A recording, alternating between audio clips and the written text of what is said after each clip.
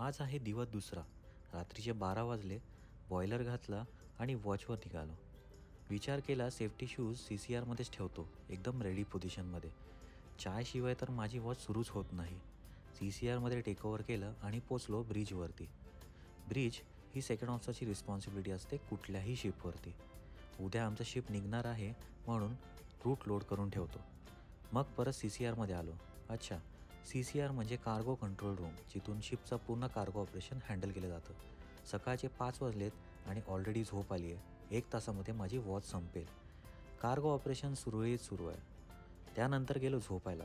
6 तासाची झोप कंप्लीट केली आणि निघालो लंचसाठी. आज लंचमध्ये होतं राईस, बटर चिकन आणि तेंडल्याची भाजी. पोर्टमध्ये आमचं 6 ऑन 6 ऑफ सुरू असतं, म्हणजे 6 तास काम आणि 6 तास आराम. चला भेटूया नेक्स्ट व्लॉगमध्ये. तोपर्यंत काळजी घ्या. Bye bye.